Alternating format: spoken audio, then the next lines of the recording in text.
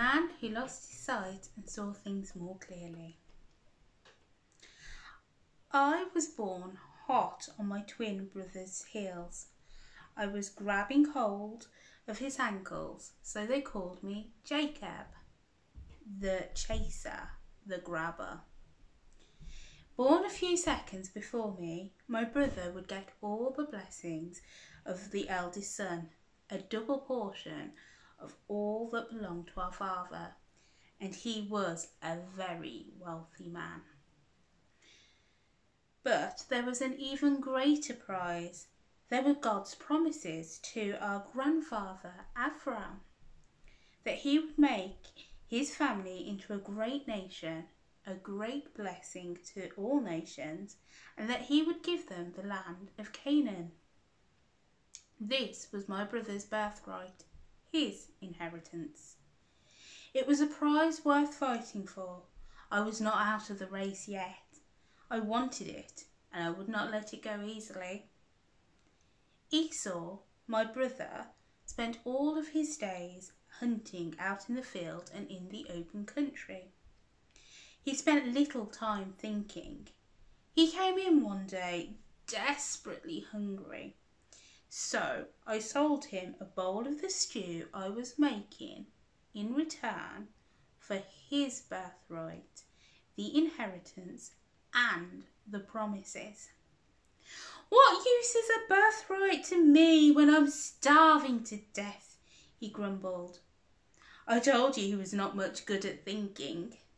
So I tricked him out of his birthright. Years later, when our father Isaac was blind, I tricked him into giving me the blessing and the promises of the firstborn. I pretended to be Esau. He nearly rumbled me because he recognised my voice, but I had covered my arms and neck with goat skin, and I was wearing one of Esau's tunics. When Dad hugged me, he felt Esau's hairy arms and smelled the open fields, and he was fooled. Esau was so mad when he found out. He said he would kill me. I fled the country and went to work for my uncle Laban in the east. There I fell in love with Rachel, his daughter, and agreed to work for him for 7 years so she could be my wife. But he tricked me. On the night of our wedding, he swapped her for her older sister. I was married to the wrong girl. He said I must work another 7 years for Rachel. I loved her so much, though, it seemed like 7 minutes. But I was not done with my uncle Laban yet. I got Laban to agree to pay me by giving me all the streaked and spotted and speckled goats. Little did he know that I knew how to make sure that the strongest animals gave birth to only streaked and spotted and speckled young. My flocks grew greater and Laban's flocks dwindled. I became rich and Laban's sons, my cousins, became angry and jealous. I had to leave the country in a hurry. 20 years after I had arrived with nothing but a walking stick, I left a wealthy man with flocks and herds and wives and 11 sons, but with many enemies too. I'm an old man now. I'm losing my sight. I'm almost blind, but as I look back at those days, I can see clearly what I could not see before. All that time I was grabbing and getting the things I wanted, the things I thought should be mine. It was God who was giving and guiding. He was giving me the things He wanted me to have, and He was guiding me to the places where He wanted me to be.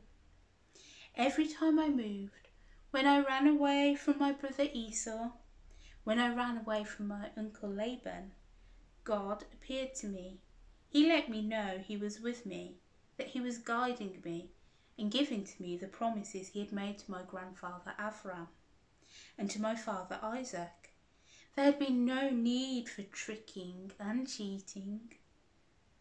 Dark times followed on my return from the East.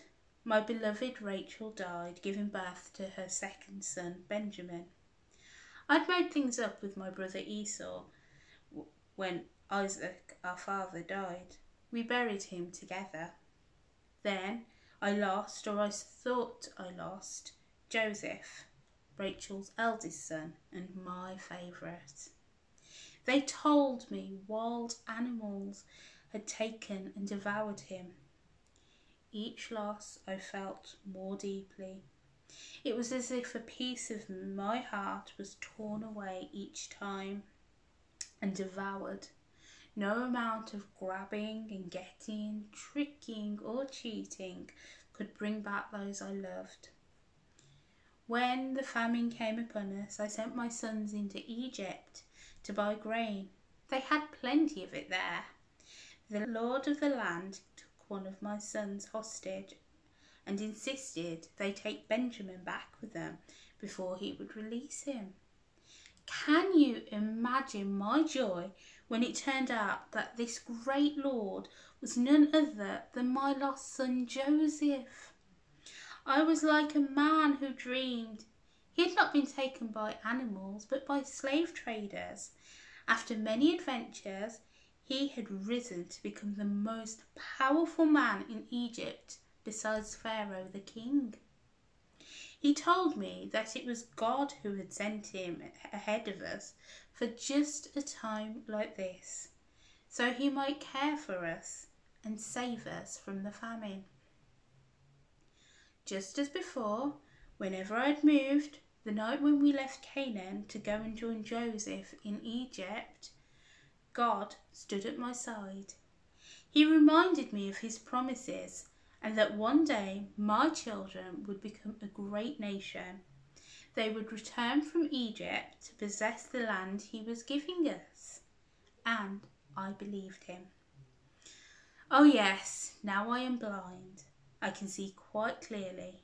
I can see ahead into the future, a great nation that will bear my name. I can see how God will deal with each of my sons and their descendants, guiding, giving, and making them a blessing to all nations. It was not because I was a trickster and a cheater, and not because I was a grabber and getter. It's not because I worked hard for my beloved Rachel, or because my son Joseph became a great man. No, it's because God has been my guide and giver, because I believe in him and his promises. My name is written in the book of life.